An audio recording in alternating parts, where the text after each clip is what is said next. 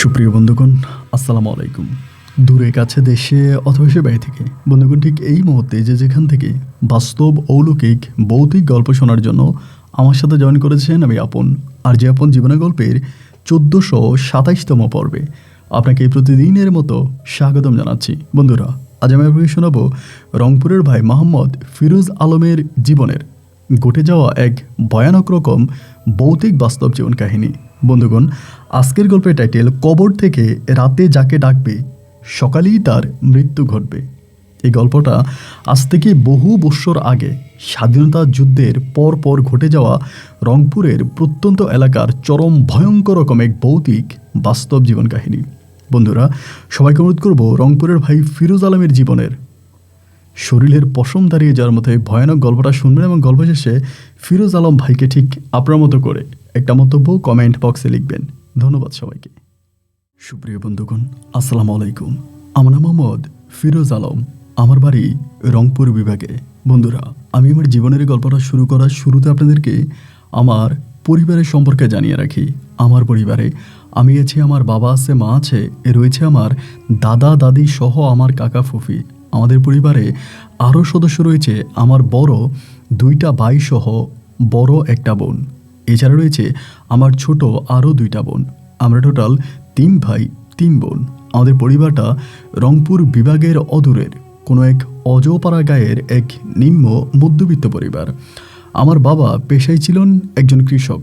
আমার গল্পটা স্বাধীনতা যুদ্ধের পরে ঘটে যাওয়া আমাদের গ্রামেরই এক ভয়ানক বাস্তব ঘটনা, যে ঘটনার সাক্ষী আমাদের গ্রামের সে সময়ের প্রায় প্রত্যেকটা মানুষ। আজও বয়স হয়েছে, কিন্তু সেদিনের কথা মনে হলে শরীরের পশম দাঁড়িয়ে যায়, রাতে ঘুমোতে পারি না। এক নিস্তব্ধ নীরব গ্রামে আমি জন্মগ্রহণ করি। আমার শৈশবের দিনগুলো বেশ ভালোই কাটতে থাকে গ্রামের মানুষের সাথে হেলে দুলে। আর সে সময়টাতে শিক্ষার ব্যবস্থা খুব বেশি একটা ছিল না, পড়াশোনার ব্যবস্থা নাই বললেই চলে। গ্রামের মানুষের সাথে হেলে দুলে এমন করে আমার শৈশবের দিনগুলো কাটতে থাকে। আমি মোটামুটি প্রায় অনেকটাই বড় হয়ে যাই। আমার বয়স তখন আনুমানিক প্রায় 8 থেকে 9 বৎসর কিংবা 10 বৎসর হবে, এর বেশি না। এই সময়ে বাংলাদেশে শুরু হয় স্বাধীনতা যুদ্ধ। ওই যুদ্ধের কথা মনে হলে আজও শরীরে হিম ধরে যায়। পাকিস্তানি বাহিনী এলো বলে আমরা সবাই দৌড়িয়ে পালাতাম। 8-9 বৎসরের ছেলে হলেও আমি সেই সময়টাতে অনেক ভালো বুঝতাম, এবং ওই 8-9 বৎসর বয়সে আমি মুক্তিবাহিনীকে অনেক সাহায্য সহযোগিতা করেছি, এবং এক কথায় বলতে গেলে আমি ওই সময় স্বাধীনতা যুদ্ধও করেছি। বয়স কম থাকার কারণে হয়তো আমাকে কেউ গণ্য করেনি, কিন্তু একজন স্বাধীনতা যোদ্ধার থেকেও, একজন মুক্তিবাহিনীর থেকেও আমি কোনো অংশেই কম করিনি এই বাংলার মাটির জন্য। যাই হোক, এই নিয়ে আমার কোনো আক্ষেপ নাই। আমার শৈশবের দিনগুলো এমন করেই কাটতে থাকে। একটা পর্যায়ে আমার বয়স যখন মোটামুটি প্রায় 8-9 বৎসর থেকে একটু বেশি হবে, ওই মুহূর্তেই তখন দেশ স্বাধীন হলো। দেশ স্বাধীন হওয়ার পরে আমরা সবাই খুশিতে আর আনন্দে নাচতে থাকলাম। দেশ স্বাধীন হওয়ার পরেও আমাদের গ্রামটা মনে হয় তখনও পরাধীন অবস্থায় থেকে গেল। পুরো দেশ স্বাধীন হয়ে গেল, পুরো দেশে স্বাধীনতার বাতাস বইতেছিল, কিন্তু ওই মুহূর্ত পর্যন্ত আমাদের গ্রামটা একেবারে পরাধীন অবস্থায় রয়েছে। কারণ আমাদের এই গ্রামে প্রচুর পরিমাণের রাজাকার থাকতো, এবং যারা প্রচুর পরিমাণে আমাদের গ্রামের মানুষদেরকে উত্তপ্ত করত। স্বাধীনতার যুদ্ধ পার হয়ে যাওয়ার পরেও মনে হতো আমাদের গ্রামের মুক্তি বাহিনীতে থাকা মানুষগুলো নিরাপদ নয়। তখনও তারা অনিরাপদ, এমনটাই মনে হচ্ছিল। আমাদের গ্রামের মূল লক্ষ্য, মানে আমাদের গ্রামে স্বাধীনতা যুদ্ধের সময় যখন যুদ্ধ হয়, ওই মুহূর্তে একজন হিন্দু লোক চলে আসে, যার নাম হচ্ছে গমেশ। গমেশ নামের এক লোক স্বাধীনতা যুদ্ধের সময় আমাদের গ্রামে এসে আশ্রয় নেয়। তো লোকটাকে দেখলে আসলে কেউ তাকে হিন্দু বলবে না। তার মুখের মধ্যে দাড়ি, পাঞ্জাবি পরা। স্বাধীনতা যুদ্ধের সময় এই লোকটা আমাদের গ্রামে আসে। যখন আমাদের গ্রামে এই লোকটা আসে, তখন গ্রামের সব মানুষ এই লোকটাকে বলতে শুরু করে, আপনি আমাদের গ্রামে আসছেন, আপনার ধর্ম কী বা কোত্থেকে আসছেন? সে জানালো সে অনেক দূর, মানে অনেক দূর থেকে আসছে, এবং তার পরিচয় দিয়ে সে বলল তিনি একজন হিন্দু ধর্মাবলম্বী লোক। তো হিন্দু লোক এটা বলার পরে সবাই প্রশ্ন করলো, আপনার মুখের মধ্যে দাড়ি এবং আপনার বেশভূষা, এসব দিকে তো আসলে আপনাকে হিন্দু ধর্মের লোক মনে হয় না। এই ভদ্রলোক তখন বলল যে আসলেই মূলত আমি হিন্দুই, কিন্তু জীবন বাঁচানোর জন্য আমি কলমা পড়েছি, এবং আমি মুসলমানের মতো সুরত নিয়ে চলাফেরা করি, যাতে আমি পাকিস্তানি হানাদার বাহিনীর হাত থেকে বাঁচতে পারি। ওই মুহূর্তেই লোকটাকে তখন বলা হলো যে আপনি যে আমাদের গ্রামে এসেছেন, আপনি যে একজন হিন্দু লোক, আমরা তো আমাদের গ্রামে আপনাকে জায়গা দিব না। কারণ আপনি যদি আমাদের গ্রামে থাকেন তাহলে আমাদের গ্রাম থেকেই তখন মানে মুক্তি বা পাকিস্তানি বাহিনী আমাদের গ্রামে এসে আপনার জন্য আমাদেরকেও অত্যাচার করবে। আপনি একটা কাজ করেন, আমাদের গ্রাম থেকে আপনি চলে যান। লোকটা তখন বলল যে এমন কথা বলবেন না, আপনাদের গ্রাম থেকে আমাকে বিদায় করেন না, আপনাদের গ্রামে আমাকে আশ্রয় দেন, তা না হলে আমি মারা যাব। সবাই তখন বলল আমরা আপনাকে এক শর্তে আশ্রয় দিতে পারি, আমরা কোনো হিন্দু লোককে আমাদের গ্রামে রাখবো না। যদি আপনি মুসলিম ধর্ম গ্রহণ করেন তাহলে আমরা আপনাকে আমাদের গ্রামে রাখতে পারি। তবে শুধু মুসলিম ধর্ম গ্রহণ করলেই হবে না, মুসলিমের রীতিনীতি অনুযায়ী আপনাকে নামাজ কালাম করতে হবে, নামাজ কালাম পড়তে হবে, আমাদের সাথে উঠবস করতে হবে। যদি আপনি এই শর্তে বা এই মর্মে রাজি থাকেন তাহলেই আমরা আপনাকে আমাদের গ্রামে আশ্রয় দিব বা আমাদের গ্রামে থাকতে দিব। এই লোকটা তখন এক বাক্যে রাজি হয়ে গেল, এক বাক্যেই বলল আমি আপনাদের প্রস্তাবে পুরোপুরিভাবে রাজি আছি। আপনারা যদি বলেন যে আপনাদের গ্রামে আমাকে এভাবে থাকতে হবে, আমি থাকতে রাজি আছি। আমি মুসলিম হয়ে যাব এবং মুসলিম ধর্ম অনুযায়ী আমি জীবনযাপন করব। তো এই বলার পরে আমাদের গ্রামের লোকজন মিলে এই হিন্দু গমেশদাকে তখন মুসলিম বানিয়ে দেয়। মুসলিম হওয়ার পরে তার নাম রাখা হয় রহমত আলী। রহমত আলী নামেই তখন তিনি আমাদের গ্রামে পরিচিত। গ্রামের বাইরে তিনি খুব একটা যেতেন না, নব মুসলিম হিসাবে নামাজ কালাম পড়তেন এবং গ্রামের ভিতরেই থাকতেন, যার জন্য আমাদের 10 গ্রামের মানুষ তখন তাকে খাওয়া দাওয়ার ব্যবস্থা করাই দিত। মানে 10 চুলার মানুষ তাকে খাওয়া দাওয়া করাইতো এবং সর্বোপরি তার উপরে সবাই খুবই আকৃষ্ট ছিল, সবাই তাকে ভালোবাসতো। ফজরের সময় লোকটা মসজিদে যেত, নামাজ পড়তো এবং ধর্মীয় রীতিনীতি খুব ভালোভাবেই চলতো। তাকে দেখলে আসলে কারোই বিশ্বাস হবে না যে এই লোকটাই একজন হিন্দু ধর্মাবলম্বী লোক ছিলেন, তিনি নবমুসলিম। এইটা আসলেই সবার কাছে একটু অন্যরকমই লাগতেছিল। যাই হোক, এরপরে তিনি আমাদের গ্রামে এভাবেই পড়ে আছেন, চলাফেরা করতেছেন এবং এমন করে স্বাধীনতা যুদ্ধ তখন পেরিয়ে যায় এবং যুদ্ধ পেরিয়ে যাওয়ার পরে আমাদের গ্রামের মানুষের মায়ায় এই লোকটা পড়ে যায় এবং যুদ্ধ শেষ হওয়ার পরে তিনি বলে তিনি বিবাহিত এবং তার স্ত্রী রয়েছে এবং তার সন্তান রয়েছে। এগুলো বলার পরে গ্রামের মানুষ তখন বলল, কই আপনি তো বিয়ের বিষয়টা আগে বলেন নাই, আপনি বিয়ের বিষয়টা আগে কেন লুকিয়েছিলেন? তিনি বলে আমি এমনিই লুকিয়েছিলাম বা বলাটা প্রয়োজন মনে করিনি। এখন যেহেতু আমি আপনাদের গ্রামে পার্মানেন্টলি থাকার চিন্তা করতেছি, সারা জীবনের জন্য আমি আপনাদের গ্রামে থাকতে চাই, তাহলে আমি আমার স্ত্রী আর সন্তানকে এই গ্রামে নিয়ে আসতে চাই। এইটা বলার পরে সবাই তখন বলল যে তাহলে তো ভালো কথা, কিন্তু আপনি তো আগে হিন্দু ছিলেন, আপনার বউ আর আপনার সন্তান তারা কোন ধর্মের? তিনি এক বাক্যে জবাব দিলেন যে তারা কিন্তু হিন্দু। তখন সবাই বলল আপনি তো মুসলিম হয়ে গেছেন, তাহলে তাদের অবস্থান কি হবে? এই লোকটা তখন বলল যে আমি তাদেরকে এই গ্রামে এনে তাদেরকে আমি মুসলিম বানিয়ে ফেলবো এবং মুসলিম অনুযায়ী আমি তাদেরকে নিয়ে গ্রামে জীবনযাপন করব। আমাদের গ্রামের মোড়ল তখন বলল যে যদি আপনি এটা মেনেই নেন বা যদি আপনি এটা করে নিন তাহলে সমস্যা নাই, আমরা আপনাকে এই গ্রাম থেকে সবার কাছ থেকে একটু একটু করে জায়গা নিয়ে আপনাকে আমরা ঘর বিটার ব্যবস্থা করে দিব আর আপনাকে আমরা কিছু জমি জমাও দিয়ে দিব, যা নিয়ে আপনি আপনার স্ত্রী সন্তান নিয়ে এখানে ভালোভাবেই বসবাস করতে পারবেন। তখনই রহমত আলী বলল যে ঠিক আছে, আপনাদের প্রস্তাবে আমি একদম মেনে নিলাম এবং তাহলে এই মুহূর্তে আমি আমার স্ত্রী আর সন্তানকে গ্রাম থেকে এখানে নিয়ে আসব, মানে আমার বাড়ি থেকে এই জায়গায় নিয়ে আসব। সবাই বলল যে ঠিক আছে, তাহলে আপনি আপনার স্ত্রী সন্তানকে নিয়ে আসেন। রহমত আলী ইতিমধ্যেই তখন রওনা দিল তার বউ আর সন্তানকে তিনি এখানে নিয়ে আসবে। যথারীতি গেলেন এবং গিয়ে তার বউ আর সন্তানকে প্রায় 3 থেকে 4 দিন পরে আমাদের গ্রামে নিয়ে আসলেন। তখন ভাই আমার মনে আছে আমাদের পুরো গ্রামবাসী এক হয়ে গেছিল, মানে গ্রামবাসীর সবাই তখন তার বউকে দেখতে আসছে। তার বউকে দেখে কেউ বিশ্বাসই করতে পারতেছিল না যে এইটা তার বউ। তার চেহারা এত সুন্দর ছিল, এত মায়াবী ছিল এবং যেই তার দিকে একবার তাকিয়েছে সেই মনে হয় তার প্রতি টাসকি মেরে গেছে, যে এত সুন্দর চেহারা। এবং তার একটা মেয়ে সন্তান ছিল, যে মেয়েটার বয়স ছিল প্রায় 3 বছরের কাছাকাছি। 3 বছরের ওই কন্যা সন্তানকে নিয়ে, তার স্ত্রীকে নিয়ে তিনি তখন আমাদের গ্রামে আসে। গ্রামের মোড়ল তখন বলল যে ঠিক আছে, এই লোক যেহেতু আমাদের গ্রামে এসেছে এবং তিনি যেহেতু আমাদের গ্রামে থাকবে, তাহলে আমরা সবাই আমাদের মতো করে তার জন্য একটু জায়গার ব্যবস্থা করে দিই। ওই জায়গাতে তিনি গড় উঠাবেন, তিনি তার সন্তানাদি বৌজিকে নিয়ে এখানে থাকবেন। সবাই তখন গ্রামের মানুষ যে যার মতো করে, তখন তো আপনার যুদ্ধের পরে মানে যুদ্ধ বিদ্রোহ এলাকা, কারো কাছেই তেমন কোনো টাকা পয়সা নাই, প্রচুর অভাব অনটন। এরপরেও 10-এর লাঠি 1-এর বোঝা, এটা হিসাব করেই সবাই তখন যে যার মতো করে টাকা কালেকশন করলো এবং টাকা কালেকশন করে সবাই তখন এই রহমত আলীকে ঘর উঠাই দিল, তার বউকে তার সন্তানকে ওখানে রাখার ব্যবস্থা করলো। তো এই রহমত আলী তখন ওই গ্রামে থাকতে শুরু করলো।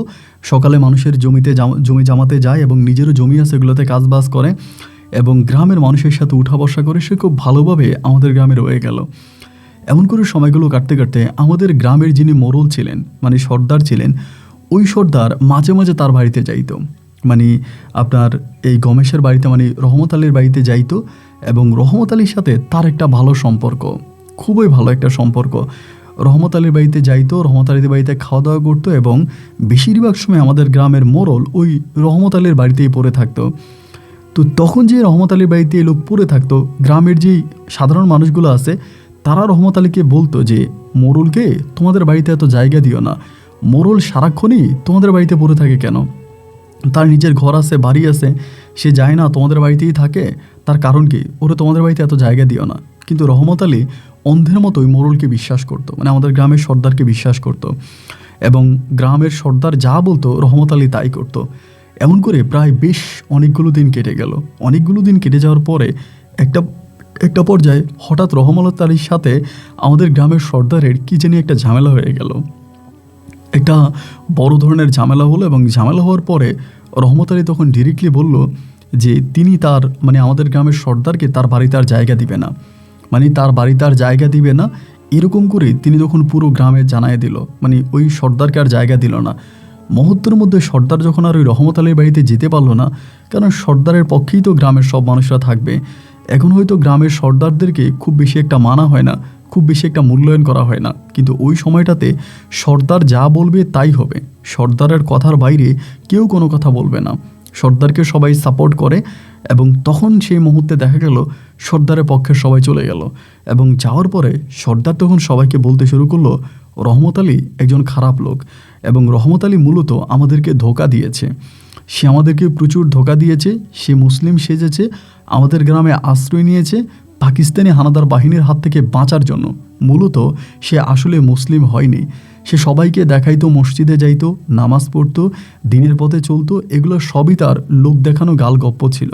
কিন্তু মূলত রহমত আলী হিন্দু ধর্ম পালন করত এবং তার যে স্ত্রী এবং সন্তান এসেছে তারাও ঘরের ভিতরে ছোট মন্দির বানিয়েছে এবং তারাও তাদের ঘরে হিন্দু ধর্ম পালন করে। সর্দারের ওই কথা শুনে গ্রামের মানুষের চোখ তখন কপালে উঠে গেল। তখন তারা প্রচুর পরিমাণের ধর্মপ্রেমী ছিল, মানে ধর্মের জন্য তারা জীবন দিতে পারবে, অন্ধের মতো বিশ্বাস করত। যাই হোক, ওই মুহূর্তে সবাই তখন বলে বসলো যে তাহলে তো রহমত আলী আমাদেরকে ধোঁকা দিয়েছে, রহমত আলী আমাদেরকে মিথ্যা কথা বলেছে, সে তো তাহলে মুসলিম হয়নি, সে একজন খারাপ লোক এবং এই খারাপ লোকটাকে আমাদের গ্রামে রাখা যাবে না, আমরা আমাদের গ্রাম থেকে তাকে উচ্ছেদ করে দিব। এই বলে পরের দিনে তখন রহমত আলীর নামে তার উঠানের মধ্যে দরবার ডাকা হলো। রহমত আলীর ঘরে যত আসবাবপত্র আছে, আপনার যত হাঁড়ি পাতিল আছে, সব কিছুই গ্রামের মানুষের টাকায় কেনা, সবগুলোই গ্রামের মানুষ 1 টাকা 2 টাকা করে রহমত আলীকে দিয়েছে এবং রহমত আলী এবং তার বউ সে দিয়ে কিনেছে। সবাই মিলে তখন রহমত আলীর উঠানে দরবার বসলো। দরবার বসানোর পরে সবাই রহমত আলীকে জিজ্ঞেস করলো, কী ব্যাপার রহমত আলী, তুমি আজকে এত বছর ধরে আমাদের গ্রামে আছো, আমাদের মুখের সামনে তুমি মুসলিম ধর্ম পালন করো, মসজিদে যাও, সবার আগে প্রথম কাতারে দাঁড়িয়ে নামাজ পড়ো, অথচ আমরা ইতিমধ্যে জানতে পারলাম যে তুমি নাকি হিন্দু ধর্ম পালন করো ঘরের ভিতরে। রহমত আলী তখন নিচের দিকে তাকিয়ে আছে। গ্রামের সবাই তখন বলল, ও রহমত আলী, কথার জবাব দাও, তুমি কি হিন্দু ধর্ম পালন করো? রহমত আলী শুধু তার মুখটা উঠালো, উঠিয়ে বলল, উপরের দিকে থুতু মারলে এটা নিজের গায়ে এসেই পড়ে, উপরে থুতু মারলে নিজের গায়ে এসে পড়ে, আমি কার দোষ দিব, আমি কার দোষ দিব, আমি কাকে কি বলবো, এই সবই আমার ভাগ্য। সবাই তখন বলল, তুমি তোমার ভাগ্যের দোষ দিচ্ছ কেন, তোমার ভাগ্য কি এমন অন্যায় করেছে, তুমি নিজে অপরাধ করে এটা কেন ভাগ্যের উপরে ছাপিয়ে দিচ্ছ? রহমত আলী তখন বলল, আপনাদের কথা যদি আমি শুনতাম, আমি যদি এই সর্দারকে আমার ঘরে জায়গা না দিতাম, তাহলে আজকে আমাকে হয়তো এই দিনটা দেখতে হতো না। আমি আপনাদের কথা শুনি নাই, আপনাদের কথা মূল্যায়ন করি নাই, যার কারণে আজকে আমাকে এমন একটা খারাপ দিন দেখা লাগতেছে। গ্রামের সবাই রহমত আলীকে বুঝাইলো যে তুমি মন খারাপ করো না এবং তুমি আমাদের গ্রাম থেকে চলে যাও, যা হবার তা হয়েছে, আমরা তোমাকে আমাদের গ্রামে রাখতে চাই না। রহমত আলী তখন বলল, আমি যে গ্রামে বসবাস করতাম সেই গ্রামের সবাই জানে আমি আমার স্ত্রী সন্তানকে নিয়ে মুসলিম হয়ে গেছি, আমি মুসলিম ধর্ম গ্রহণ করেছি, এখন তো সেই গ্রামে ফিরে যাওয়ার আমার কোনো উপায় নেই, আমি তো সেই গ্রামে ফিরে যেতে পারবো না। আর আপনারা যদি আপনাদের গ্রাম থেকে আমাকে বের করে দেন, এই মুহূর্তে আমি আমার স্ত্রী সন্তান নিয়ে কোথায় যাব, আমার তো যাওয়ার কোনো জায়গা নাই। এর ভিতরেই সর্দারের সাথে থাকা, মানে আমাদের গ্রাম সর্দারের সাথে থাকা একজন চেলা আছে, ওই চেলা তখন উঠে বলল, গ্রাম সর্দারে বলতেছে, আপনি এতটা নির্দয়ন হইন না, আপনি তো অনেক দিন ওনার বাড়িতে গেছেন, খাওয়া দাওয়া খাইছেন, ওনার সাথে আপনার একটা ভালো সম্পর্ক, যে কোনো কারণেই হোক ওনার সাথে আজ আপনার ঝগড়া লেগেছে, আপনি তাকে একটা ভালো ব্যবস্থা করে দেন, এরকমভাবে তার উপরে আপনি নির্দয়ন হবেন না। সর্দার তখন সবাইকে বলল যে ঠিক আছে, আসলে রহমত আলী তো বহু বছর ধরে আমাদের সাথে আছে, সে যদি ওয়াদা করে সে আর কখনোই রাতের বেলায় গোপনে গোপনে চুপি চুপি সে হিন্দু ধর্মের প্রচারণা করবে না বা হিন্দুর পূজা করবে না, তাহলে আমাদের গ্রামের থেকে অনেক দূরে মইনটা পাড়া বলে একটা জায়গা আছে, মানে মইনটা পাড়া বলে, তো মইনটা পাড়ার ওখানে তারে আমরা সবাই মিলে ঘর উঠাই দিব, ও মইনটা পাড়ার ওখানে থাকবে। তো ওই লোকটা তখন বলল, মানে রহমত আলী বলল যে ঠিক আছে, সর্দার যা বলবে আমি তাই করব, সর্দার যেখানে থাকতে দিবে আমি সেখানেই থাকব।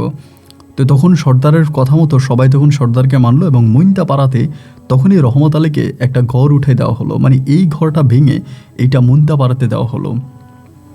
তো মইনটা পাড়াটা হচ্ছে এমন একটা পাড়া আমাদের গ্রামের মধ্যেই পড়ছে, ওইটার পাড়ায় মানে ওখানকার আশেপাশে কোনো বাড়িঘর নাই, আশেপাশে কোনো বাড়িঘর নাই, এবং ওখানে যদি চিৎকারও দেয় সেটা বাইরের কোনো লোকেরা শুনতে পাবে না। ওইখানেই তখন রহমত আলী এবং তার স্ত্রীর সন্তানকে সেখানেই স্থানান্তর করা হলো এবং তারাও যথারীতি ওখানে চলে গেল।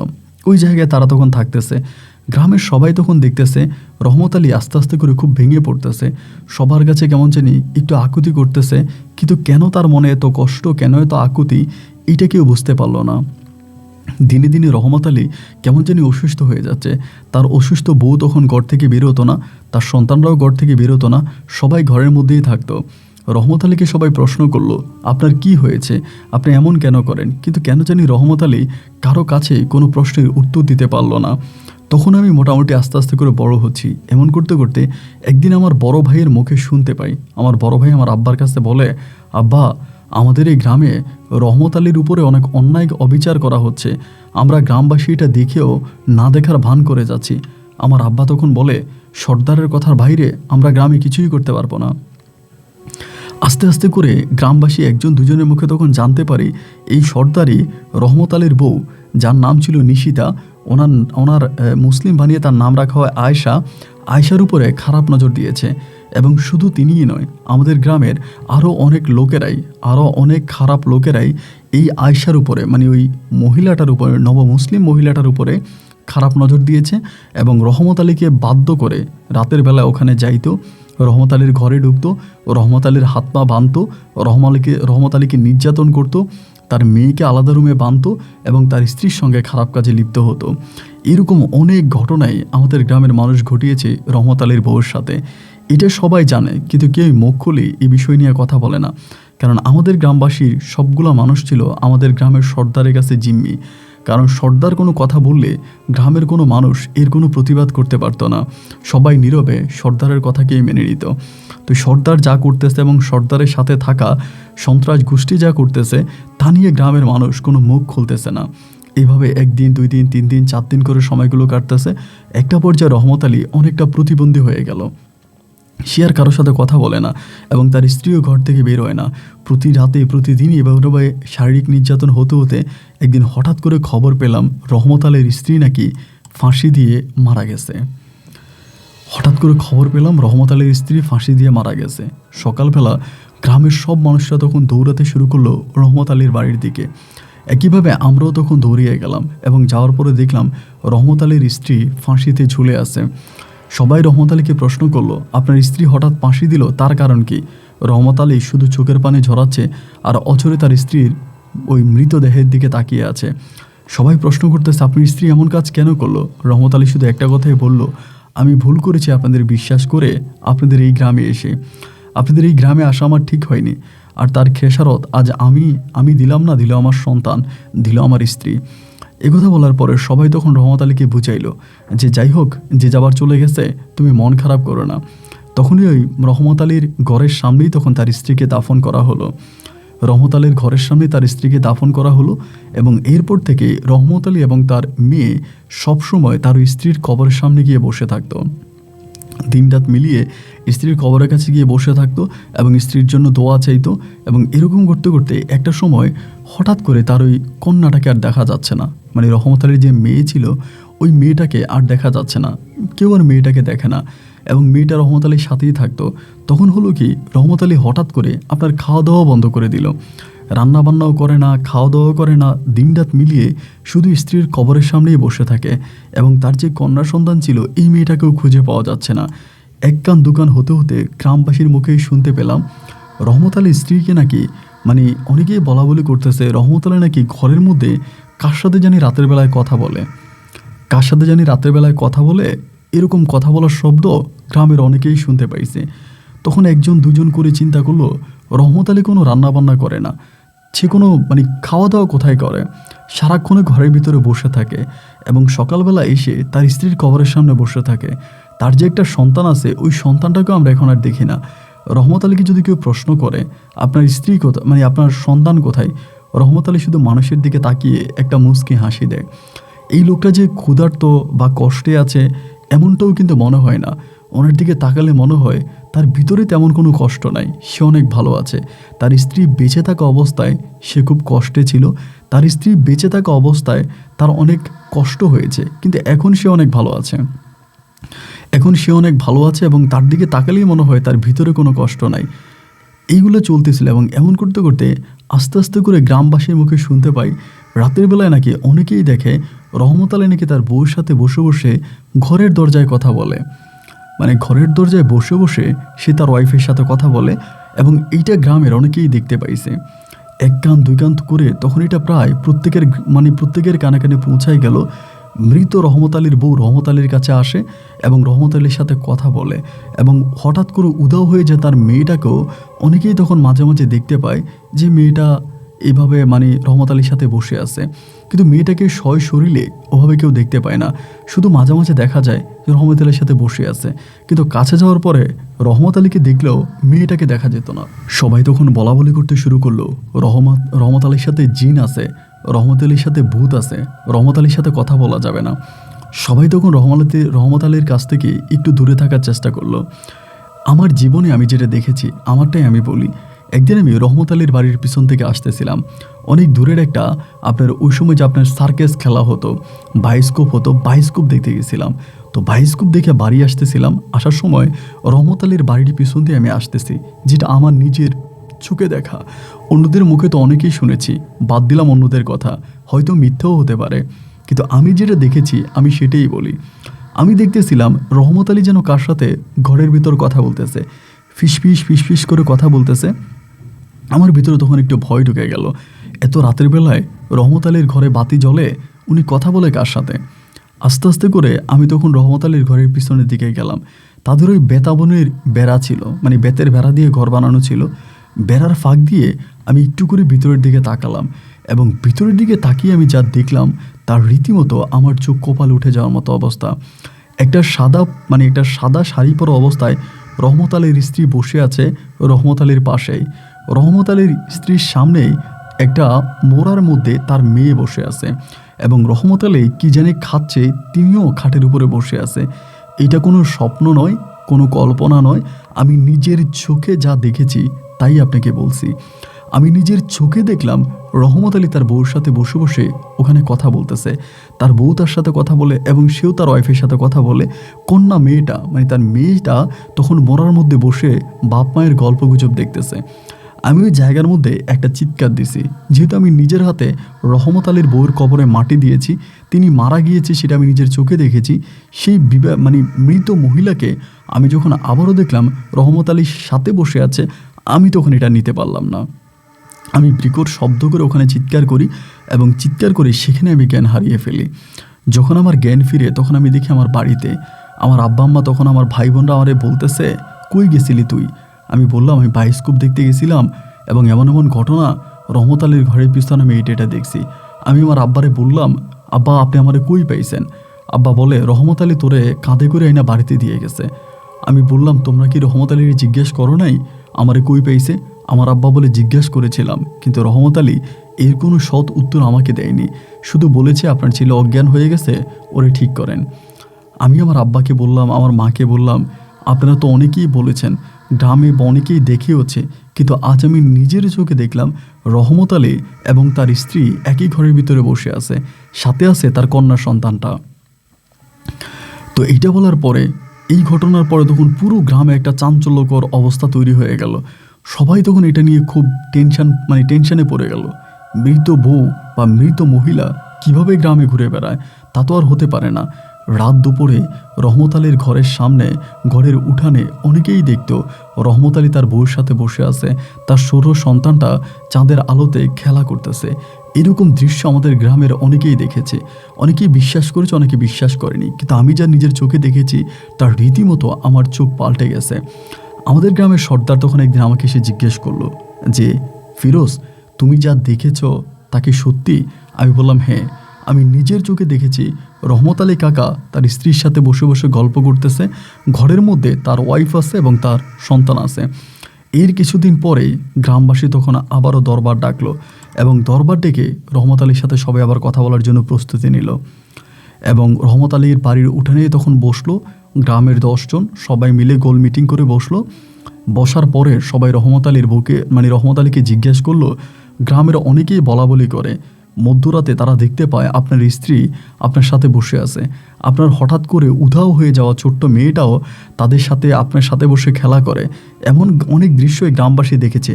আপনি কি গ্রামে কোনো জিন চালান করেন বা আপনি কি কোনো কিছু করেন?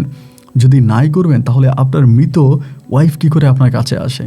তিনি তখন একটা হাসি দিয়ে সবাইকে বলে, আমার ওয়াইফ মরে যাক বা বেঁচে থাকুক, সে তো আমার বৈধ ওয়াইফ, আমি তাকে বিয়ে করেছি আইন অনুযায়ী, আপনাদের ধর্ম অনুযায়ী, তাহলে আমার বউ আমার কাছে আসলে এতে আপনাদের বাধাটা কোথায়? গ্রামের সবাই তখন বলল, মরে যাওয়া মানুষ তো পৃথিবীতে ফিরে আসে না, যে একবার মরে যায় সে তো আর দুনিয়াতে আসে না। আপনার স্ত্রী আপনার কাছে আবারও মৃত্যুর পরে ফিরে আসে, এটা তো রীতিমতো সবার কাছে একটা চিন্তার বিষয়, তাই নয় কি? তিনি বলে, আপনারা আমাকে নিয়ে এতটা চিন্তা করবেন না, আপনারা আমাকে নিয়ে এতটা ভাববেন না, আমাকে নিয়ে এতটা ভাবার আপনাদের প্রয়োজন নয়, আপনারা আপনাদের মতো করে থাকেন। গ্রামের সবাই তখন জিজ্ঞেস করলো, রহমত আলী, বেশ কয়েক মাস হয়ে গেল তোমার ঘরে কোনো চুলা জ্বলে না, তোমার ঘরে কোনো পাকশাকের ব্যবস্থাও নাই, তুমি কখনো কারো বাড়িতে খাইতেও যাও না, তা তোমার পেট চলে কি দিয়ে? রহমত আলী তখন বলে, হাওয়া দিয়ে। একথা বলাতেই চেয়ারম্যান আমাদের এলাকার সর্দার তখন রেগে যায়। রেগে গিয়ে গ্রামের সবাইকে বলা বলি করতে শুরু করে, একটা কাজ করো, ভেঙে দাও রহমত আলীর ঘর। রহমত আলী আমাদের সাথে নাটক শুরু করে দিয়েছে, ও কালো জাদু করে, ও ব্ল্যাক ম্যাজিক করে, ও কিছু না কিছু করে এবং এগুলো করেই ও তার বউকে আবারও তার মাঝে আনতেছে, আমাদের গ্রামের মানুষকে ভয় দেখাচ্ছে। একটা কাজ করো, তার ঘর ভেঙে দাও। এইটা বলার পরেই সর্দার বলার সাথে সাথে গ্রামের সর্দারের যে লোকজন ছিল তারা রহমত আলীর ঘর ভেঙে দিতে শুরু করলো। রহমত আলীর ঘরটা ভাঙতেছে আর রহমত আলী সেই জায়গায় দাঁড়িয়ে খিলখিলিয়ে হাসতেছে আর সবাইকে বলতেছে, তোমরা নিজের পায়ে নিজে কুড়াল মারতেছো, এবার সামলাইয়া নিও, এবার সামলাইয়া নিও, এরকম করে রহমত আলী সবাইকে বলতেছে। কিন্তু কেউই আর রহমত আলীর কোনো কথা শুনলো না। ভেঙে দিল রহমত আলীর ঘর এবং রহমত আলীর বউয়ের যে কবর আছে সেই কবরের উপরে আরও মাটি ঢেলে কবরটাকে পুরো ঢালাই করে দিল এবং বলল, রহমত আলীকে গ্রাম থেকে এখনই বের করে দেওয়া হোক এবং আজকের পর থেকে রহমত আলী যেন কোনো দিনও আর আমাদের গ্রামে ঢুকতে না পারে। আমরা আর কখনোই রহমত আলীকে আমাদের গ্রামে ঢুকতে দিব না, রহমত আলীকে আমাদের গ্রাম থেকে বের করে দাও। সবাই মিলিয়ে তখন রহমত আলীকে আমাদের গ্রাম থেকে বের করে দিল। রহমত আলী হাসতে হাসতে বেরিয়ে যেতে যেতে সবাইকে বলতেছে, আমি চলে যাচ্ছি, তবে একটা কথা বলে যাই, আপনারা কেউ আমাকে খুঁজতে যাইন না, আমি কোথায় গেছি না গেছি আপনারা কেউ আমাকে খুঁজেন না, আমি চলে যাচ্ছি। সেদিনই দরবার হলো এবং বিকেলের মধ্যে রহমত আলী চলে গেল। রহমত আলী চলে যাওয়ার পরে এর পরের দিনের ঘটনা আমি আপনাকে বলি। এর পরের দিনে শেষ রাতে প্রচণ্ড রকমের চিৎকারের শব্দ শোনা যাচ্ছে সর্দারের বাড়ির ওই দিক থেকে। এত জোরে চিৎকার এবং চিৎকারের শব্দ শুনে সবাই তখন দৌড়িয়ে গেল। কি হয়েছে? রহমত আলীর বাড়িতে এরকম আপনার সর্দারের বাড়িতে এরকম চিৎকার কেন? সবাই সর্দারের বাড়িতে দৌড়িয়ে যাওয়ার পরে সর্দারের বউ তখন চিৎকার করে বলতেছে, আমার স্বামীকে পাওয়া যাচ্ছে না। সবাই তখন বলল, কি বলেন, আপনার স্বামীকে পাওয়া যাচ্ছে না? কি হয়েছে আপনার স্বামীর? মহিলা তখন বলতেছে, আমার কাছে মনে হলো রহমত আলীর বউ আয়সা আমার স্বামীরে ডাকলো। 2-3টা ডাক দেওয়ার পরে আমার স্বামী তখন দরজা খুলছে এবং দরজা খোলার সাথে সাথে আমার স্বামী একটা চিৎকার দিছে, ঘর থেকে বেরিয়ে একটা চিৎকার দিছে। চিৎকার দেওয়ার সাথে সাথে আমিও ঘর থেকে বেরোলাম এবং বের হয়ে দেখলাম আমার স্বামীকে আর আমি এখানে দেখতে পেলাম না। আমার স্বামীও নাই, রহমত আলীও নাই, তার বউও নাই। এরকম একটা আওয়াজ শুনে আমরা বেরিয়ে আসছি, তো আমার স্বামীকে তো আমি দেখতে পাচ্ছি না। তো গ্রামের সবাই তখন বলল, কি বলেন আপনি? মুহূর্তের মধ্যে উনি কোথায় যাবে? যার হাতে তখন টর্চ লাইট ছিল, হারিকেন ছিল, যার যা ছিল তা নিয়ে সবাই তখন এই গ্রামের সর্দারকেই খুঁজতে শুরু করলো। খুঁজতে একে আর কোথাও খুঁজে পাওয়া গেল না। এবং কোথাও না পাওয়া যাওয়ার পরে সকালে ফজরে আজানের পরে তারে দেখা গেল সে আয়েশার কবরে বসে আছে এবং বসে বসে শুধু নিজের গালে নিজে থাপ্পড় দিচ্ছে, ভয়ঙ্করভাবে নিজের গালে নিজে থাপ্পড় দিচ্ছে আর বলছে তোর কাছে মাপ চাই, আমারে মাফ কর, এরকম করে সে বলতেছে। এবং তখনই হলো কি, সর্দারের পরিবারের লোকজন তখন আপনার হুজুর নিয়ে আসলো। হুজুর আনার পরে হুজুর এনে ওনাকে বসাইয়া বলল যে তার সাথে নাকি জিন আছে, জিন ছুটানোর ব্যবস্থা করা হলো, কিন্তু কোনো জিন তার এখান থেকে ছুটাতে পারলো না। দিনের 11টা বাজে নিজের বুকে নিচে থাপড়াতে তার মুখ দিয়ে রক্ত বেরোতে শুরু হলো। জায়গার মধ্যে তিনি শুয়ে পড়লেন এবং নিজের মাথা নিজে ইটের সাথে বাইরিয়ে উনি সেখানেই মৃত্যুবরণ করলেন। ওনার এই নির্মম মৃত্যু দেখে গ্রামের প্রতিটা মানুষের মনে তখন ভয় ঢুকে গেল। হি আল্লাহ, এটা কিভাবে সম্ভব, এটা কিভাবে হতে পারে, তা কী করে হতে পারে? সবাই তখন কান্নাকাটি করতে শুরু করলো। সর্দার এভাবে মারা গেল এবং এভাবেই নির্মমভাবে সর্দারের মৃত্যু হলো। মনে হলো যেন অন্য কিছু একটা সর্দারের মাথা দেওয়ালের সাথে পিটিয়ে তাকে মেরে ফেলা হয়েছে। সবাই তখন ভাবতে শুরু করলো কি করা যায়, গ্রামকে কিভাবে বাঁচানো যায়, আমরা বাঁচবো কেমন করে। ঘটনা কিন্তু এতেই শেষ হলো না। তার 2 দিন পরে সর্দারের সবচেয়ে কাছের এক চেলা, সর্দারের ডান হাত, যে সর্দারের কথায় উঠত আর বসতো, সেই লোকের সাথে এক ভয়ানক ঘটনা ঘটে গেল। তিনি বলল তিনি বাজার থেকে ফিরে আসার সময় হঠাৎ করে দেখলো আয়েশা এবং তার মেয়ে, তারা দুজনে দাঁড়িয়ে আছে রাস্তার পাশে। এই দৃশ্য দেখে নাকি এই লোক বাড়িতে দৌড়িয়ে এসে সে রাতের বেলা খুব ভয় পেয়ে ঘুমিয়ে গেছে। এবং মধ্যরাতে সে শুনতে পাইল, শুধু সে না, তার মা, তার বাবা, তার ঘরের থাকা অন্য মানুষটাও শুনতে পাইল রহমত আলীর বউ আয়েশা তারে ডাকছে। কয়েকটা ডাক দেওয়ার পরে সে ঘর থেকে বেরোয়নি।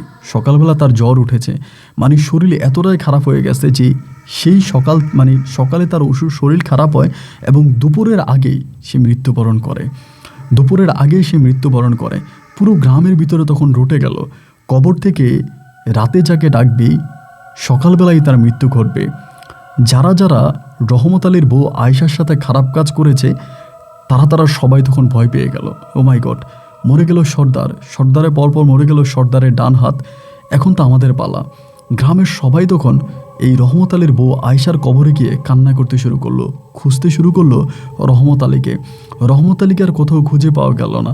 গ্রামের যারা এই ধরনের ঘটনা ঘটিয়েছে, রহমত আলীর বউর সাথে খারাপ কাজ করেছে, এরা প্রত্যেকেই তখন গ্রাম থেকে পালিয়ে গেল, গ্রামের বাইরে চলে গেল। তারা কেউই আর গ্রামে আসলো না। সবাই মিলে তখন রহমত আলীকে খুঁজতেছে, কিন্তু কোথাও রহমত আলীকে আর খুঁজে পাওয়া গেল না। গ্রামের সবার মনে একটাই প্রশ্ন, রহমত আলীকে যদি না পাওয়া যায় তাহলে তার স্ত্রীকে ঠান্ডা করা যাবে না। শুধু এতেই ঝামেলাটা শেষ হয়ে যায়নি, গ্রামের মানুষ রাতের বেলায় কেউই ঘুমাইতে পারতো না। রহমত আলীর বউয়ের আত্মচিৎকারে, রহমত আলীর বউয়ের কান্নায় গ্রামের কোনো মানুষ ঘুমাইতে পারতো না। ভুল করে যদি কোনো মানুষের নাম ধরে ডাকে তাহলে সেই সকালবেলা মারা যাবে। যার কারণে রাতের বেলায় মানুষ যখন ঘুমাইতো কানের মধ্যে তুলা গুজিয়ে, মাফলার পিছিয়ে তারপরে ঘুমাতো, যাতে বাইরে থেকে কেউ ডাকলেও কারো ডাক কানে না আসে। গ্রামের মধ্যে এমন একটা কথা প্রচলিত হয়ে গেল, যদি কারো কান পর্যন্ত রহমত আলীর বউয়ের ডাক আসে, রহমত আলীর বউ যদি কাউকে রাতের বেলায় ডাকে আর এই ডাক যদি কেউ নিজের কানে শুনতে পায় তাহলেই সকালবেলা তার মৃত্যু ঘটবে। এই কুসংস্কারে আমাদের পুরো গ্রাম চেয়ে গেল। পাওয়া গেল না রহমত আলীর বউকে, পাওয়া গেল না রহমত আলীকে খুঁজতে সবাই তখন উধাও। রহমত আলী কোথায় গেল? ওনাকে পাওয়া গেল না। তার 14-15 দিন পরে গ্রামের সেই মানুষগুলো চলে আসলো যারা সর্দারের সঙ্গে হাত মিলিয়ে রহমত আলীর বউয়ের ইজ্জত নিয়ে খেলা করেছিল। তারা তখন এসেই গ্রামে অন্য কিছু আপনার কবিরাজ বা তান্ত্রিক এই টাইপের লোকজনদেরকে নিয়ে আসছে। সবাই এসে রহমত আলীর বউয়ের কবরের পাশে বসছে। সবাই বসে বলতেছে এই কবরে একটা শিশু বাচ্চাও আছে এবং তার মাও আছে, মানে দুজনই আছে। সবাই বলল রহমত আলীর মেয়ে তো মারা যায়নি, রহমত আলীর মেয়ে তো আমরা দেখেছি সে বেঁচে আছে, হঠাৎ করে মেয়েটা কোথায় জানি চলে গেছে, মেয়েটাকে পাওয়া যাচ্ছে না। এক তান্ত্রিক মশাই তখন বলল রহমত আলীর মেয়ে রহমত আলীর বউ আয়েশার সাথেই আছে এবং এই কবরেই আছে। আপনারা যদি বিশ্বাস না করেন তাহলে কবর করেন। গ্রামের কেউ তখন রহমত আলীর বউর কবরে হাত দিতে চায় না। সবাই তখন এক বাক্যে বলাবলি করতে শুরু করলো যে না, আমরা রহমত আলীর বউর কবরে হাত দিব না, এই কবরে হাত দিলে আমাদের নির্ঘাত মৃত্যু ঘটবে। রহমত আলীর বউ কোনো স্বাভাবিক নারী নয়, সে রাতের বেলায় যাকে ডাকে সকালবেলায় তার মৃত্যু ঘটে, সুতরাং তার কবরে হাত দেওয়া যাবে না। ওই তান্ত্রিক সবাইকে বলল আপনারা কবরটা খোঁড়েন, আমি মহিলার লাশটা দেখি, বা মহিলার লাশের সাথে অন্য কিছু একটা আছে আমরা এটা দেখি। কিন্তু কেউ এটা আর খুললো না। না করার পরে এভাবেই তখন সর্দার ওই লোকটা চলে গেল, তান্ত্রিকটা চলে গেল। আমাদের গ্রামের মানুষ তখন কেউই রাতের বেলায় ঘুমোতো না। সারাটা রাত গ্রামের প্রতিটা মানুষ একসাথে হয়ে বসে থাকতো। আমাদের গ্রামের যে মূল বাড়িটা ছিল, গ্রামের মধ্যখানে, ওইখানে মশাল জ্বালিয়ে, আপনার হারিকেন জ্বালিয়ে, মশাল জ্বালিয়ে সবাই তখন বসে থাকতো। সারাটা রাত কেউ ঘুমোতো না, সারা রাত সবাই বসে থাকতো। সকালে সূর্য ওঠার পরে যে যার ঘরে গিয়ে ঘুমাতো এবং বিকেলবেলা কাজ করত। আমাদের গ্রামের আয় উন্নতি এমনভাবে কমতে শুরু করেছে যে গ্রামের মধ্যে যেন এক গজব নাজিল হয়েছে। রাতের বেলায় সব পুরুষ মহিলারা বাচ্চারা রাত জেগে থাকতো এবং অর্ধবেলা কাজ করতো, অর্ধবেলা ঘুমাইতো। এমন করতে করতে কেউ আর কোনো উপায় বুদ্ধি খুঁজে পাচ্ছিল না কি করা যায়। এরকম করেই হঠাৎ করে খবর পাওয়া গেল রহমত আলীকে পাওয়া গেছে। রহমত আলীকে পাওয়া গেছে এবং সবাই মিলে বলল যে যত দ্রুত সম্ভব রহমত আলীকে ওখান থেকে আনা হোক। এবং অনেকেই তখন রহমত আলীকে ধরে আমাদের গ্রামে নিয়ে আসছে। আমাদের গ্রামে আনার পরে সবাই রহমত আলীর পা ধরে কান্না করতেছে যে আপনি মাফ করেন, আপনার ওয়াইফের কারণে আমরা কেউই গ্রামে ঘুমাতে পারি না। আপনার ওয়াইফ এগুলো করতেছে, যদি পারেন আপনার ওয়াইফকে আপনি রক্ষা করেন বা আপনার ওয়াইফকে আপনি ঠেকান। রহমত আলী তার দু চোখের পানি ছেড়ে দিয়ে সবাইকে বলল, আমার ওয়াইফের সাথে যা হয়েছে তা কবরের আজাবের মতো। আমার ওয়াইফের সাথে কি হয়েছে সেটা আমি নিজের চোখে দেখেছি। আমার ওয়াইফ কলমা পড়ে আমার ওয়াইফ মৃত্যুবরণ করেছে, তাই তার সাথে যা হয়েছে তা আমি আপনাদেরকে জানাতে চাই না। শুধু এটাই বলতে চাই, আমার ওয়াইফের সাথে যা হয়েছে বাংলার কোনো মেয়ের সাথে যেন তা আর না ঘটে, পৃথিবীর কোনো মেয়ের সাথে তা আর না ঘটে। আমি নিজের চোখে আমার ওয়াইফের আর্তনাদ দেখেছি, কান্না দেখেছি, কিন্তু স্বামী হিসাবে আমি কিছু করতে পারিনি। গ্রামের সবাই তখন রহমত আলীর পা ধরে কান্না করতে শুরু করে। সবাই কান্না করে করে বলে, আমরা অপরাধ করেছি, আমরা অন্যায় করেছি, আপনি আপনার ওয়াইফকে ঠেকান, আপনার ওয়াইফের মাধ্যমে আপনি এই গ্রামকে রক্ষা করেন, আমরা সবাই আপনার কাছে ক্ষমা চাই। রহমত আলী খিলখিলিয়ে হেসে বলল, একটা কথা বললি ভাই, মনে রাখবেন, মানুষ যদি মরে যায় তার কাছে আর ক্ষমা চেয়ে লাভ নাই।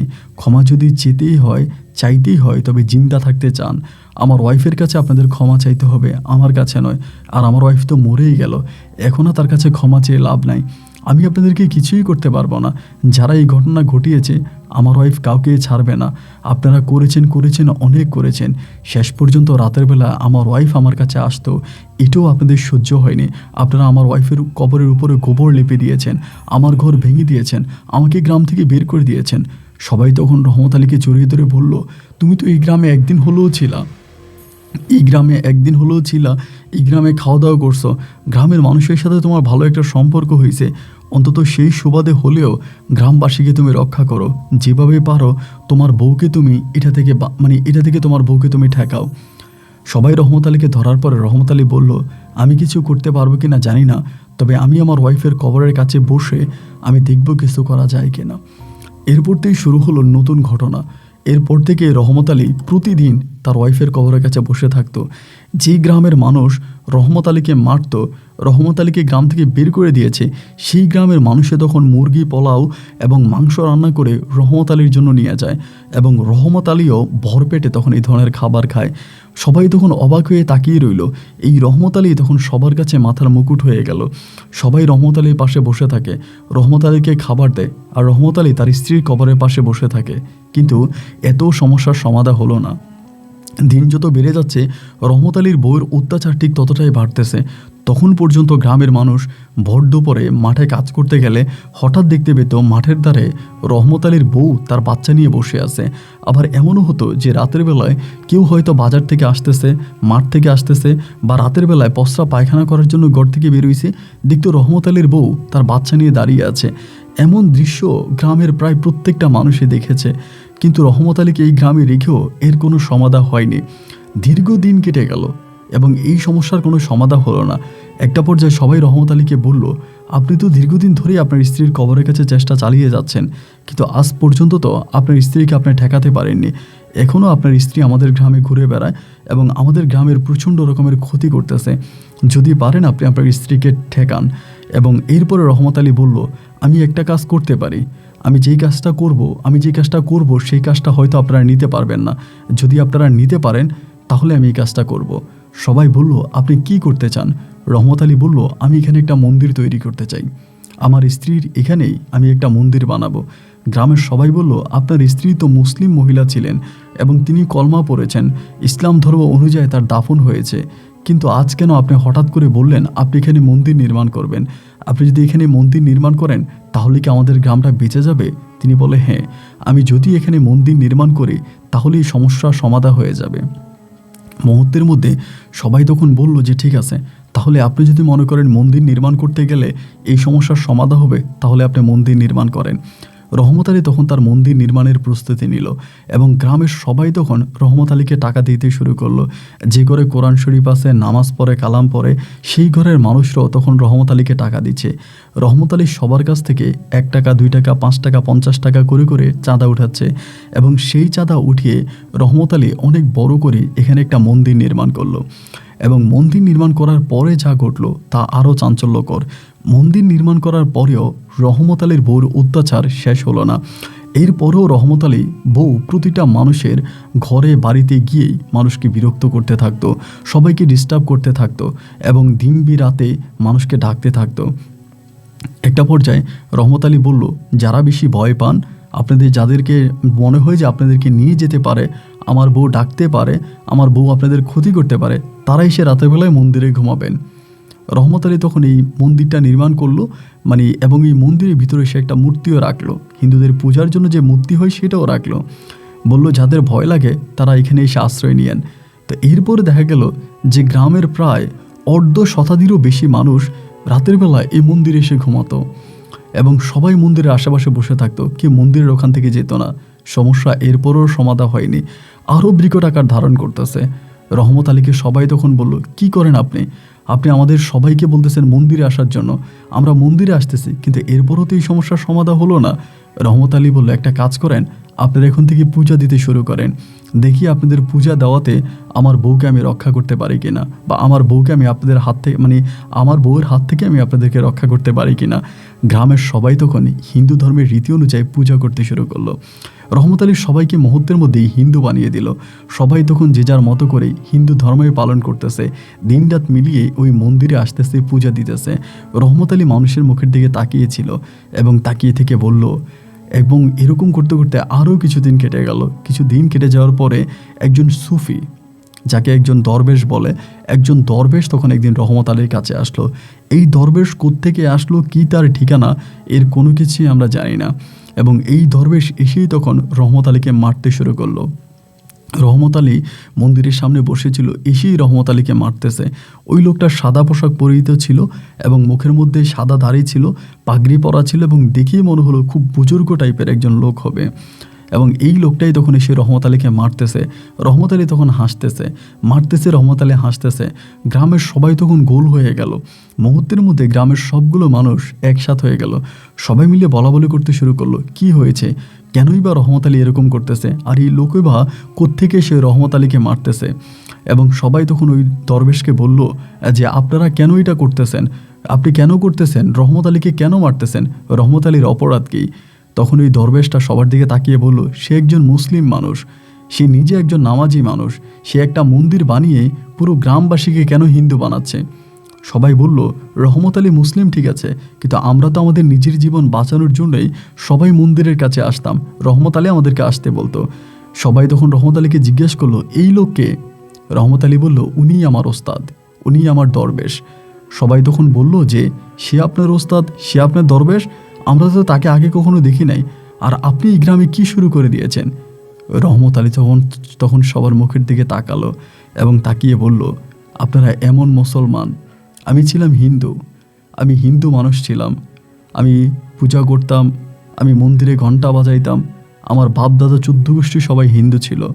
আমি আপনাদের গ্রামে আশ্রয় নেওয়ার পরে আপনারা আমাকে মুসলিম বানিয়েছেন, আপনারা আমাকে অনেক ওয়াজ শুনিয়েছেন। আল্লাহর উপরে আর কিছুই নেই, আল্লাহ হচ্ছে সবচেয়ে বেশি ক্ষমতাবান, তার উপরে পৃথিবীতে আর কোনো কিছু হতে পারে না। আপনারা সবাই এক আল্লাহকে বিশ্বাস করে আমাকে মুসলিম বানিয়েছেন, আমি মুসলিম হয়েছি। আমার স্ত্রী সন্তানকে নিয়ে আমি আপনাদের গ্রামে এসেছি, আমার ওই হিন্দু স্ত্রীকে আমি মুসলিম বানিয়েছি, আমার ছোট্ট বাচ্চাটাকে আমি হরিবল না বলে আল্লাহর নাম শিখিয়েছি, কিন্তু এরপরে আমার স্ত্রীকে আপনারা নির্মমভাবে হত্যা করেছেন। আমার শিশু সন্তানটাকেও আপনারা ছাড়েননি। আমার সন্তানটাকেও আমি আপনাদের হাত থেকে বাঁচাতে পারিনি। আমার সন্তানটাও তার মায়ের কাছে চলে গেল। শেষমেশ আপনারা এমন মুসলমান, আপনারা নিজের জীবন বাঁচানোর জন্য সবাই হিন্দু হয়ে গেলেন। আপনারা না বললেন আল্লাহ সব কিছু থেকে রক্ষা করতে পারে, আল্লাহ ছাড়া পৃথিবীতে আর কোনো মাবুদ নাই, তিনিই সবচেয়ে ক্ষমতাধর, এক আল্লাহর উপরে আপনারা সবাই ঈমান এনেছেন। তাহলে আপনাদের এই ঈমান এখন কোথায় গেল? আপনারা সামান্য একটা জিন বা আত্মার ভয়ে আপনারা সবাই এখন মন্দিরে এসে সময় কাটাচ্ছেন, মন্দিরে এসে পূজা দিচ্ছেন, মন্দিরের ঘণ্টা বাজাচ্ছেন। এক কথায় বলতে গেলে আপনারা সবাই হিন্দু হয়ে গেলেন। তাহলে আপনাদের আল্লাহ এখন কোথায়? রহমত আলীর এই প্রশ্নের উত্তর কোনো মানুষ দিতে পারল না। সবাই মাথা নিচু করে তাকিয়ে রইল নিচের দিকে। রহমত আলী বলল, মাথা উঁচু করেন। আপনারা মাথা উঁচু করেন, মাথা নিচু করে থাকবেন না। আপনারাই তো আমাকে বলেছিলেন আল্লাহ ছাড়া কারো কাছে মাথা নত করা যায় না, অথচ এই মন্দিরে এসে আপনারা প্রত্যেকেই তো পূজা দিয়েছেন, মাথা নত করেছেন, সেজদা দিয়েছেন। তাহলে আপনাদের আল্লাহ কি আপনাদের বাঁচাতে পারেনি? রহমত আলীর ওই প্রশ্নের জবাবে অঝরে কান্না করতে শুরু করলো গ্রামবাসী। সেই সাধু বা দরবেশ সবাইকে বলল, আপনারা আমার দিকে তাকান, আমি আপনাদের সাথে একটু কথা বলি। আমরা আদম সন্তান, আদম ভুল করেছে, আদম ভুল করেছে বলেই পৃথিবী সৃষ্টি হয়েছে, আর আদম সন্তানেরও ভুল করবে, এটাই স্বাভাবিক। আল্লাহ তাআলা বলেছে, আমার বান্দা যতই অপরাধ করুক না কেন, যদি তওবা পাঠ করে, যদি ক্ষমা চায়, আমি আল্লাহ সবাইকে ক্ষমা করে দিব। আপনারা আমার সাথে তওবা পাঠ করেন, আজকের পর থেকে মৃত্যুর ভয়ে অন্য কারো কাছে মাথা নত করবেন না, সেই ওয়াদা আমার সাথে করেন। এবং এইটা ভাবেন যে অন্যের উপরে জুলুম করলে, অত্যাচার করলে মৃত্যুর পরেও সে ছাড়ে না, প্রতিশোধ সে ঠিকই নেয়, হয় সে নেয় না হয় আল্লাহ নেয়। আপনারা আমার সাথে ওয়াদা করেন আজকের পর থেকে আর কখনোই অন্যায়ভাবে, অপরাধভাবে কারো গায়ে হাত তুলবেন না, কারো ইজ্জত নিয়ে খেলা করবেন না, এবং আল্লাহ ছাড়া পৃথিবীর কারো কাছে মাথা নত করবেন না। আপনারা সবাই শাহাদাত আঙ্গুল তুলে আমার সাথে ওয়াদা করেন এবং আল্লাহর কাছে তওবা পাঠ করেন। গ্রামের সব মানুষগুলো তখন একসাথে শাহাদাত আঙ্গুল তুলে উপরের দিকে আল্লাহর কাছে ওয়াদাবদ্ধ হলো যে এক আল্লাহ ছাড়া আর কোথাও মাথা নত করবে না। যে মন্দিরটা রহমত আলী বানিয়েছিল, এটা শুধুমাত্র গ্রামবাসীকে দেখানোর জন্য, গ্রামবাসীকে বোঝানোর জন্য এই মন্দিরটা নির্মাণ করা হয়েছিল। মূলত এই মন্দিরটা তিনি বানিয়েছে গ্রামবাসীকে শিক্ষা দেওয়ার জন্য। রহমত আলী বলেছে, যে যার ধর্ম তার কাছে অনেকটাই বড়। হিন্দু, বৌদ্ধ, মুসলিম প্রত্যেকেরই নিজস্ব ধর্ম আছে এবং যার ধর্ম তার কাছে মহান। আমি ইসলাম গ্রহণ করেছি বলে আমি ইসলাম ধর্মকে মহান বলতেছি। এরপরে এই রহমত আলী আমাদের গ্রামে আবারও থেকে গেল রহমত আলীর সাথে থাকা ওই দরবেশ আর রহমত আলীর খাবার দাবার সব কিছু গ্রামবাসী ব্যবস্থা করলো। একটা পর্যায়ে প্রথমে রহমত আলীর সাথে থাকা ওই দরবেশটা মারা গেল, দরবেশকে দাফন করা হলো।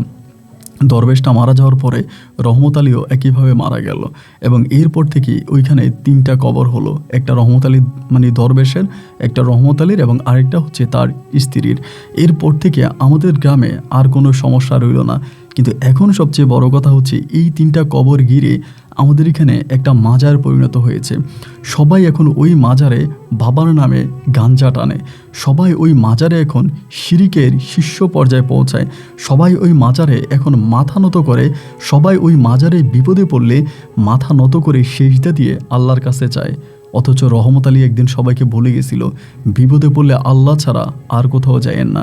অথচ তারা এখন রহমত আলীর কবরে এসে, রহমত আলীর স্ত্রী আয়েশার কবরে এসে, রহমত আলীর ওই পীরের কবরে এসে মাথা নত করে এবং রহমত আলীর কাছে সাহায্য চায়, যা রীতিমতো আজও আমি দেখে হাসি।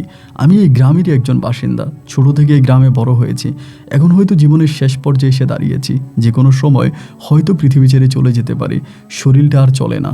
আমি বিয়ে করেছি, আমার সন্তানাদি আছে, আমার ছেলেমেয়েরাও বড় হয়েছে।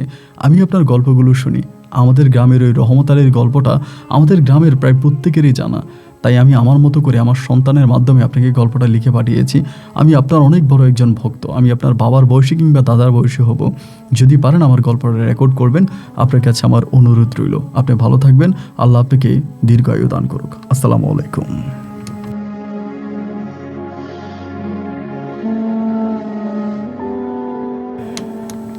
প্রিয় বন্ধুরা, সবাইকে অনেক বেশি ধন্যবাদ এই পর্যন্ত আমার সাথে থেকে রংপুরের ভাই মোহাম্মদ ফিরোজ আলমের জীবনের ভয়ঙ্কর রকমের শিক্ষণীয় ধর্মীয় বাস্তব জীবনের গল্পটা শোনার জন্য।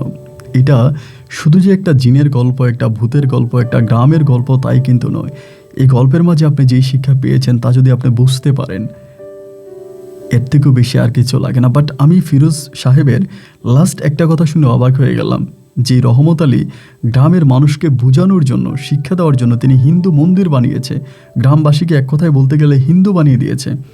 অথচ সেই রহমত আলীর কবরেই বা রহমত আলীর মাজারেই এখন মানুষ গিয়ে সেজদা করতেছে, মাজারে গাঞ্জা খাচ্ছে বা মাজারে অনৈতিক কাজ করতেছে। তাহলে কি এটাই ছিল রহমত আলীর শিক্ষা? এই শিক্ষাই কি গ্রামবাসী পেয়েছে? এই জাতিকে আল্লাহ রহমত করুক, তারা বুঝার মতো তৌফিক দান হোক। যে কবরে গিয়ে তারা সেজদা দিচ্ছে, ওই রহমত আলী তো বলেছিল চাইতে হলে একমাত্র আল্লাহর কাছে যান, সাহায্য তিনিই করতে পারে। গল্পটা আমার কাছে ভীষণ ভালো লেগেছে এবং এই গল্প আপনার কাছে কেমন লেগেছে? গল্প নিয়ে ব্যক্তিগত কোনো মতামত থাকলে কমেন্ট বক্সে লিখবেন। যেহেতু এটা একটা ধর্মীয় গল্প, একজন দরবেশের গল্প, একটা সফির গল্প, আপনি সবাইকে অনুরোধ করবো আমার কাশ্মীর ব্লকের আইসমোকান দরগার সেই পবিত্র জায়গাটা দেখবেন। এখানে ক্লিক করে এই গল্পের সাথে সেই মাজারের অনেকটা মিল আছে।